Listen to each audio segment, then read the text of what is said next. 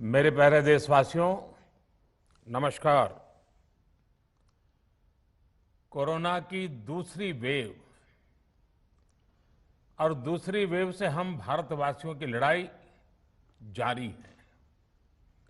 दुनिया के अनेक भारत भी इस लड़ाई के दौरान बहुत बड़ी पीड़ा से गुजरा है। हम में से कई लोगों ने अपने परिजनों को, अपने परिचितों को खोया है। ऐसे सभी परिवारों के साथ मेरी पूरी संवेदनाएं हैं।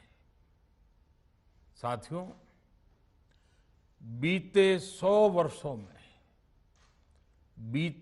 वर्षों में आई ये सबसे बड़ी महामारी है, त्रासदी है। इस तरह की महामारी आधुनिक विश्व ने न देखी थी, न अनुभव की थी। इतनी बड़ी वैश्विक महामारी से हमारा देश कई मोर्चों पर एक साथ लड़ा है।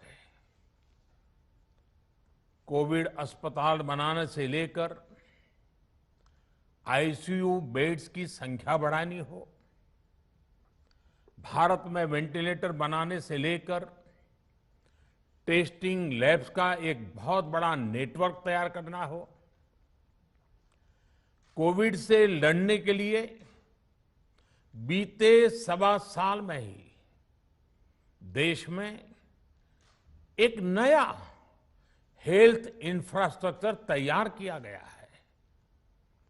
सेकंड वेव के दौरान अप्रैल और मई के महीने में भारत में मेडिकल ऑक्सीजन की डिमांड अकल्पनीय रूप से बढ़ गई थी।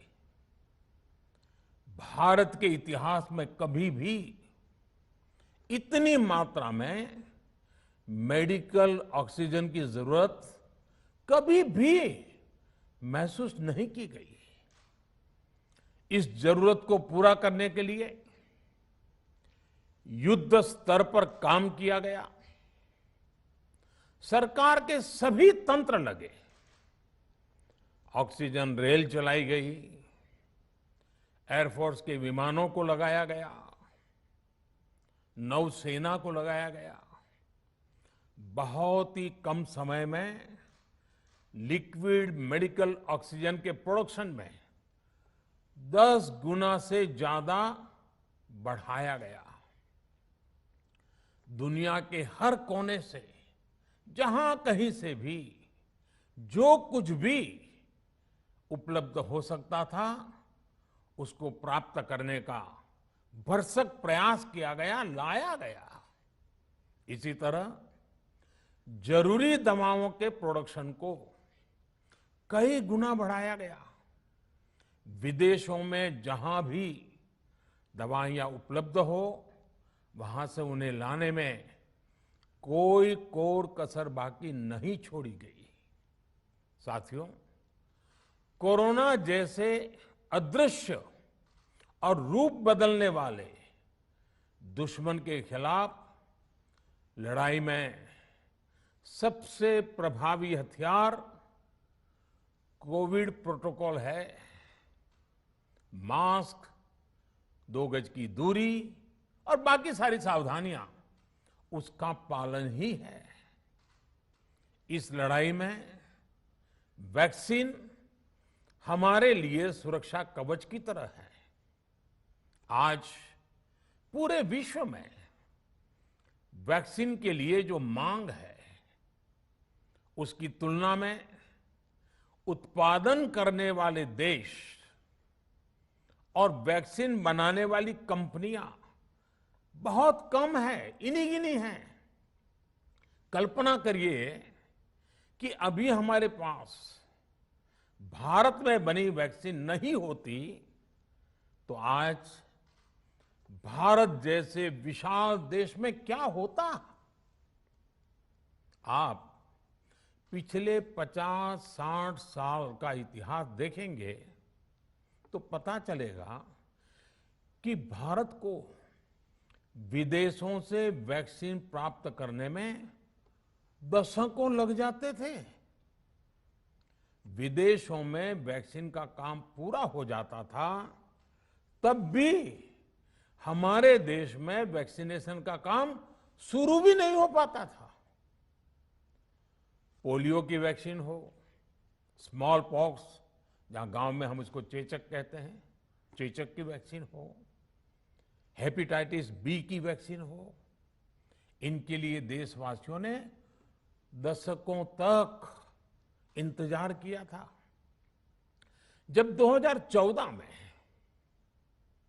देशवासियों ने हमें सेवा का अवसर दिया, तो भारत में वैक्सीनेशन का कवरेज 2014 में भारत में वैक्सीनेशन का कवरेज सिर्फ 60% के आसपास था, 60% के आसपास था।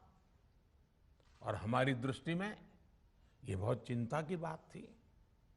जिस रफ्तार से भारत का टीकाकरण कार्यक्रम चल रहा था, उस रफ्तार से देश को 100% टीकाकरण कवरेज का लक्ष्य हासिल करने में करीब करीब 40 साल लग जाते हैं।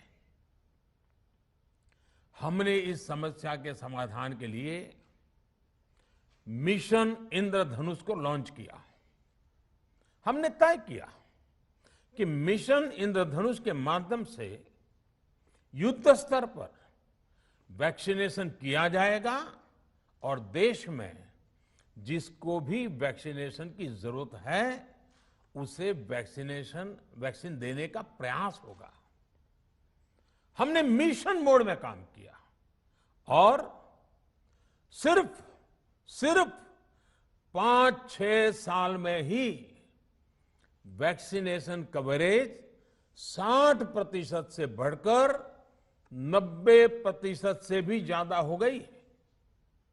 60 से 90, यानी हमने वैक्सीनेशन की स्पीड भी बढ़ाई और दायरा भी बढ़ाया। हमने बच्चों को कई जानलेवा बीमारियों से बचाने के लिए कई नए टीकों का भी भारत के टीकाकरण अभियान का हिस्सा बना दिया।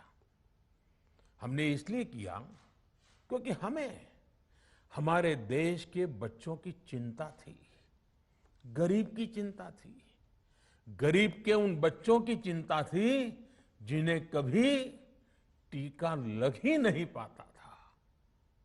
हम 100% टीकाकरण कवरेज की तरफ बढ़ रहे थे कि कोरोना वायरस ने हमें घेर लिया।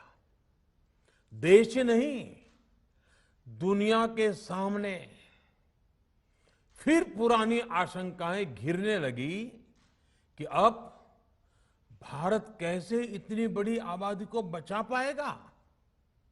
लेकिन साथियों, जब नीयत साफ होती है, नीति स्पष्ट होती है, निरंतर परिश्रम होता है, तो नतीजे भी मिलते हैं। हर आशंका को दरकिनार करके भारत ने 1 साल के भीतर ही एक नहीं बल्कि 2 made in India vaccine launch कर दी। हमारे देश ने, देश के वैज्ञानिकों ने ये दिखा दिया कि भारत बड़े बड़े देशों से पीछे नहीं है।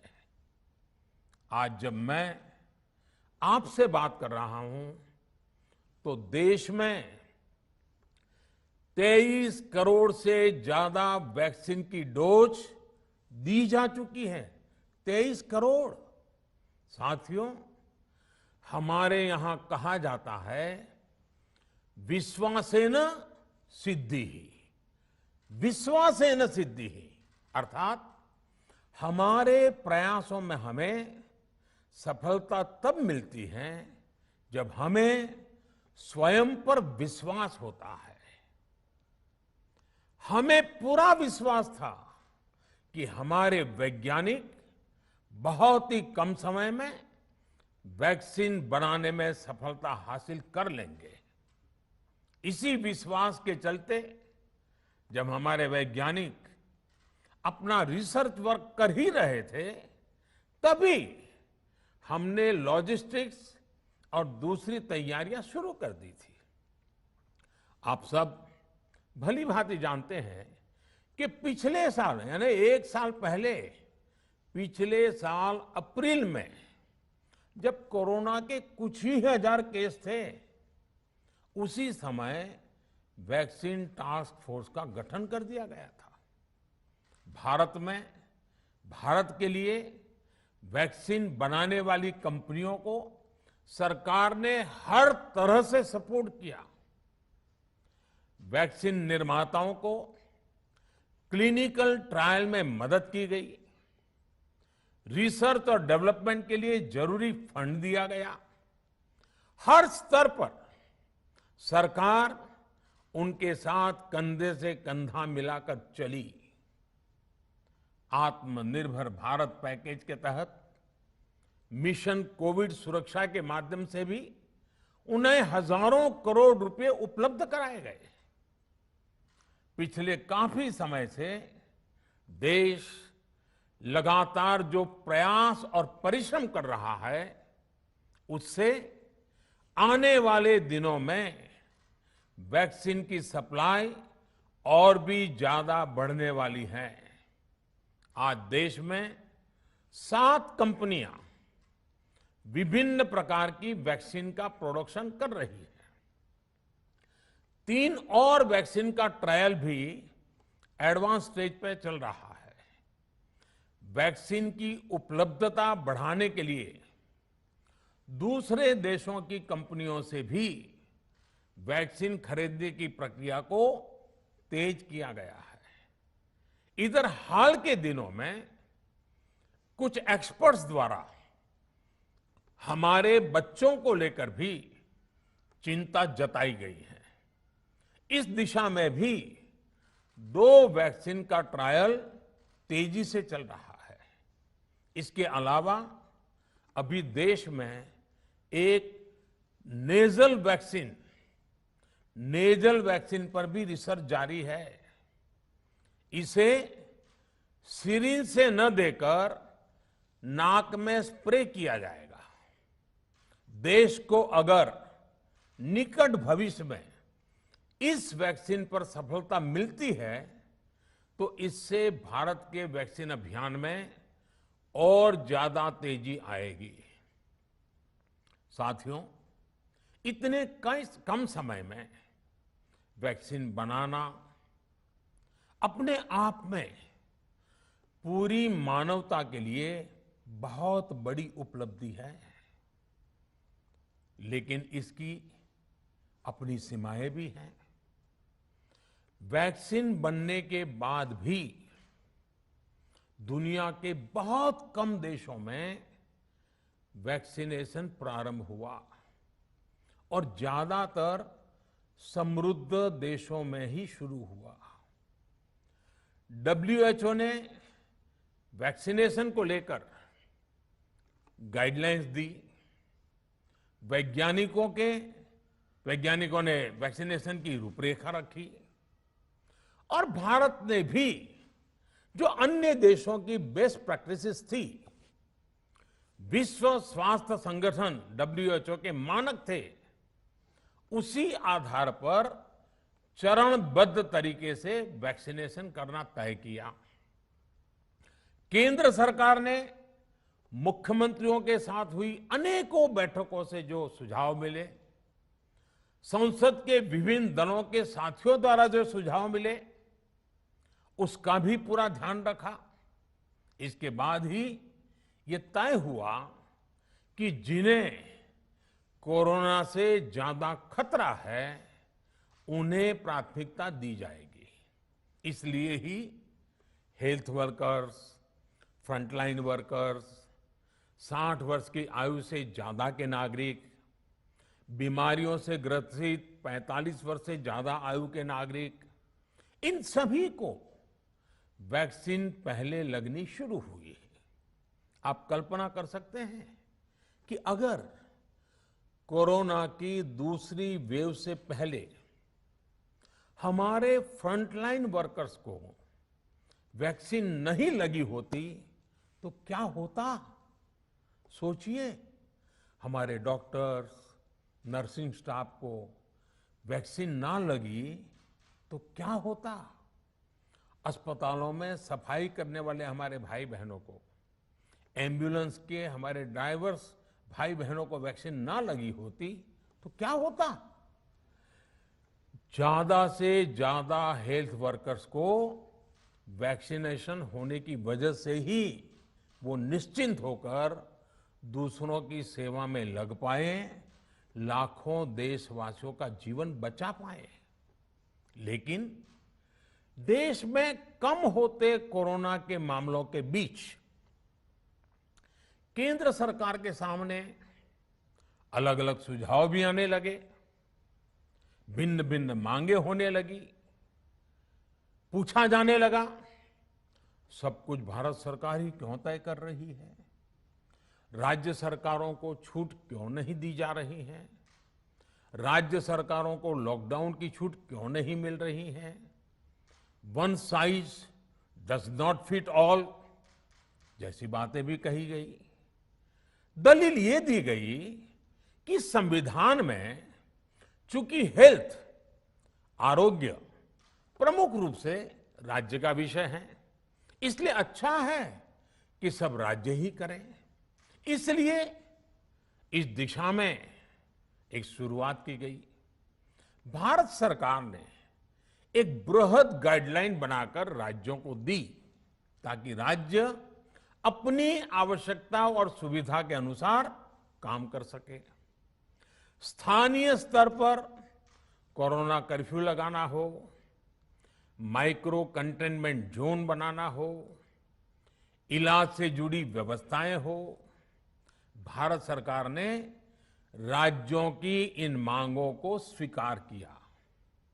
साथियों, इस साल 16 जनवरी से शुरू होकर अप्रैल महीने के अंत तक भारत का वैक्सीनेशन कार्यक्रम मुख्यतः केंद्र सरकार की देखरेख में ही चला। सभी को मुफ्त वैक्सीन लगाने के मार्ग पर देश आगे बढ़ रहा था। देश के नागरिक भी अनुशासन का पालन करते हुए अपनी बारी आने पर वैक्सीन लगवा रहे थे। इस बीच कई राज्य सरकारों ने फिर कहा कि वैक्सीन का काम डिसेंट्रलाइज किया जाए और राज्यों पर छोड़ दिया जाए। तरह तरह के स्वर उठे, जैसे कि वैक्सीनेशन के लिए एज ग्रुप क्यों बनाए गए। दूसरी तरफ किसी ने कहा कि उम्र की सीमा आखिर केंद्र सरकार ही क्यों तय करे। कुछ आवाजें तो ऐसी भी उठी कि बुजुर्गों का वैक्सीनेशन पहले क्यों हो रहा है। भांति भांति के दबाव भी बनाए गए।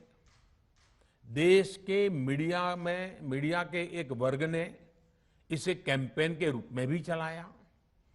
साथियों, काफी चिंतन मनन के बाद इस बात पर सहमति बनी कि राज्य सरकारें अपनी तरफ से भी प्रयास करना चाहती हैं, तो भारत सरकार को क्यों इतराज हो और भारत सरकार इतराज क्यों करे। राज्यों की इस मांग को देखते हुए, उनके आग्रह को ध्यान में रखते हुए 16 जनवरी से जो व्यवस्था चली आ रही थी, उसमें प्रयोग के तौर पर एक बदलाव किया गया। हमने सोचा कि राज्य ये मांग कर रहे हैं, उनका उत्साह है, तो चलो भाई 25% का काम उन्हीं को सुपुर्द कर दिया जाए, उन्हीं को दे दिया जाए। स्वाभाविक है 1 मई से राज्यों को 25% काम उनके हवाले कर दिया गया। उसे पूरा करने के लिए उन्होंने अपने अपने तरीके से प्रयास भी किए। इतने बड़े काम में किस तरह की कठिनाइयां आती हैं, ये भी उनके ध्यान में आने लगा। उनको पता चला पूरी दुनिया में वैक्सीन की क्या स्थिति है, इसकी सच्चाई से भी राज्य परिचित हुए। और हमने देखा, एक तरफ मई में सेकेंड वेव, दूसरी तरफ वैक्सीन के लिए लोगों का बढ़ता रुझान, और तीसरी तरफ राज्य सरकारों की कठिनाइयां। मई में 2 सप्ताह बीतते बीतते कुछ राज्य खुले मन से ये कहने लगे कि पहले वाली व्यवस्था ही अच्छी थी। धीरे धीरे इसमें कई राज्य सरकारें जुड़ती चली गई। वैक्सीन का काम राज्यों पर छोड़ा जाए, जो इसकी वकालत कर रहे थे उनके विचार भी बदलने लगे। एक अच्छी बात रही कि समय रहते राज्य पुनर्विचार की मांग के साथ फिर आगे आए। राज्यों की इस मांग पर हमने भी सोचा कि देशवासियों को तकलीफ ना हो, सुचारू रूप से उनका वैक्सीनेशन हो। इसके लिए 1 मई के पहले वाली, यानी 1 मई के पहले 16 जनवरी से अप्रैल अंत तक जो व्यवस्था थी, पहले वाली पुरानी व्यवस्था को फिर से लागू किया जाए। साथियों, आज ये निर्णय लिया गया है कि राज्यों के पास वैक्सीनेशन से जुड़ा जो 25% काम था, उसकी जिम्मेदारी भी भारत सरकार उठाएगी। ये व्यवस्था आने वाले 2 सप्ताह में लागू की जाएगी। इन 2 सप्ताह में केंद्र और राज्य सरकारें मिलकर नई गाइडलाइंस के अनुसार आवश्यक तैयारी कर लेगी। संयोग है कि 2 सप्ताह बाद 21 जून को ही अंतर्राष्ट्रीय योग दिवस भी है। 21 जून सोमवार से देश के हर राज्य में 18 वर्ष से ऊपर की उम्र के सभी नागरिकों के लिए भारत सरकार राज्यों को मुफ्त वैक्सीन मुहैया कराएगी। वैक्सीन निर्माताओं से कुल वैक्सीन उत्पादन का 75% हिस्सा भारत सरकार खुद ही खरीदकर राज्य सरकारों को मुफ्त देगी। यानी देश की किसी भी राज्य सरकार को वैक्सीन पर कुछ भी खर्च नहीं करना होगा। अब तक देश के करोड़ों लोगों को मुफ्त वैक्सीन मिली है। अब 18 वर्ष की आयु के लोग भी इसमें जुड़ जाएंगे। सभी देशवासियों के लिए भारत सरकार ही मुफ्त वैक्सीन उपलब्ध करवाएगी। गरीब हो, निम्न मध्यम वर्ग हो, मध्यम वर्ग हो या फिर उच्च वर्ग, भारत सरकार के अभियान में मुफ्त वैक्सीन ही लगाई जाएगी। हां, जो व्यक्ति मुफ्त में वैक्सीन नहीं लगवाना चाहते, प्राइवेट अस्पताल में वैक्सीन लगवाना चाहते हैं, उनका भी ध्यान रखा गया है। देश में बन रही वैक्सीन में से 25% प्राइवेट सेक्टर के अस्पताल सीधे ले पाए, ये व्यवस्था जारी रहेगी। प्राइवेट अस्पताल वैक्सीन की निर्धारित कीमत के उपरांत एक डोज पर अधिकतम 150 रुपये ही सर्विस चार्ज ले सकेंगे। इसकी निगरानी करने का काम राज्य सरकारों के पास ही रहेगा। साथियों, हमारे शास्त्रों में कहा गया है प्राप्य आपदम न व्यथते कदाचित, उद्योगम अनु इच्छति चा प्रमत्तः। अर्थात विजेता आपदा आने पर उससे परेशान होकर हार नहीं मानते, बल्कि उद्यम करते हैं, परिश्रम करते हैं और परिस्थिति पर जीत हासिल करते हैं। कोरोना से लड़ाई में 130 करोड़ से अधिक भारतीयों ने अभी तक की यात्रा आपसी सहयोग, दिन रात मेहनत करके तय की है। आगे भी हमारा रास्ता हमारे श्रम और सहयोग से ही मजबूत होगा। हम वैक्सीन प्राप्त करने की गति भी बढ़ाएंगे और वैक्सीनेशन अभियान को भी और गति देंगे। हमें याद रखना है कि भारत में वैक्सीनेशन की रफ्तार आज भी दुनिया में बहुत तेज है, अनेक विकसित देशों से भी तेज है। हमने जो टेक्नोलॉजी प्लेटफॉर्म बनाया है कोविन, उसकी भी पूरी दुनिया में चर्चा हो रही है। अनेक देशों ने भारत के इस प्लेटफॉर्म को इस्तेमाल करने में रुचि भी दिखाई है। हम सब देख रहे हैं कि वैक्सीन की एक एक डोज कितनी महत्वपूर्ण है। हर डोज से एक जिंदगी जुड़ी हुई है। केंद्र सरकार ने ये व्यवस्था भी बनाई है कि हर राज्य को कुछ सप्ताह पहले ही बता दिया जाएगा कि उसे कब कितनी डोज मिलने वाली है। मानवता के इस पवित्र कार्य में वाद विवाद और राजनीतिक छींटाकशी से ऐसी बातों को कोई भी अच्छा नहीं मानता है। वैक्सीन की उपलब्धता के अनुसार पूरे अनुशासन के साथ वैक्सीन लगती रहे, देश के हर नागरिक तक हम पहुंच सके, ये हर सरकार, हर जनप्रतिनिधि, हर प्रशासन की सामूहिक जिम्मेदारी है।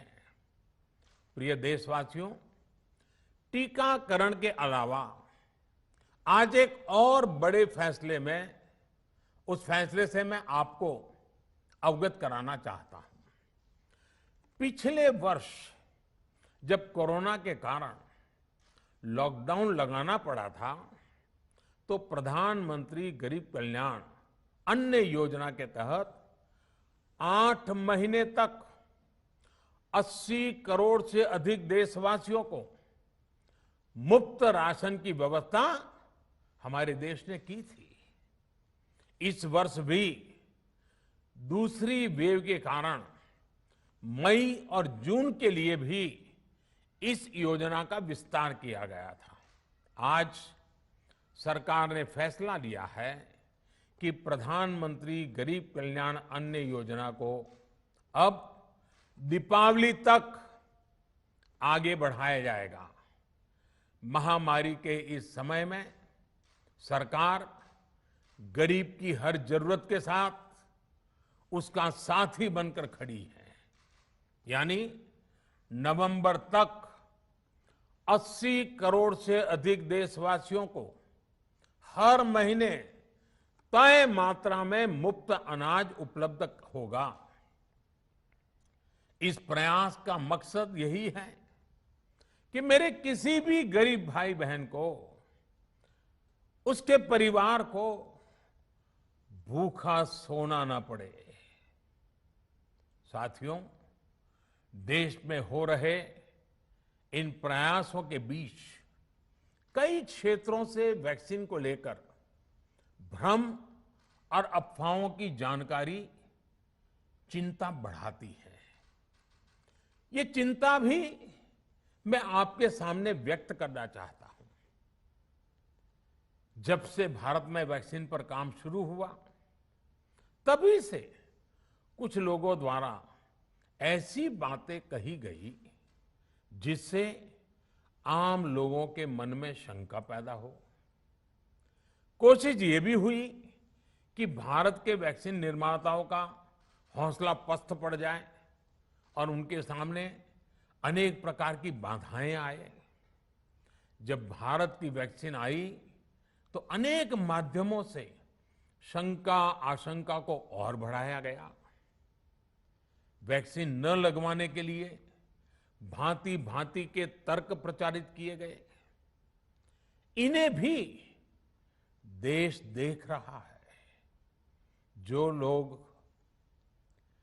वैक्सीन को लेकर आशंका पैदा कर रहे हैं, अफवाहें फैला रहे हैं, वो भोले भाले भाई बहनों के जीवन के साथ बहुत बड़ा खिलवाड़ कर रहे हैं। ऐसी अफवाहों से सतर्क रहने की जरूरत है। मैं भी आप सबसे, समाज के प्रबुद्ध लोगों से, युवाओं से अनुरोध करता हूं कि आप भी वैक्सीन को लेकर जागरूकता बढ़ाने में सहयोग करें। अभी कई जगहों पर कोरोना कर्फ्यू में ढील दी जा रही है, लेकिन इसका मतलब ये नहीं कि हमारे बीच से कोरोना चला गया है। हमें सावधान भी रहना है और कोरोना से बचाव के नियमों का भी सख्ती से पालन करते रहना है। मुझे पूरा विश्वास है हम सब कोरोना से इस जंग में जीतेंगे। भारत कोरोना से जीतेगा। इन्हीं शुभकामनाओं के साथ आप सभी देशवासियों का बहुत बहुत धन्यवाद।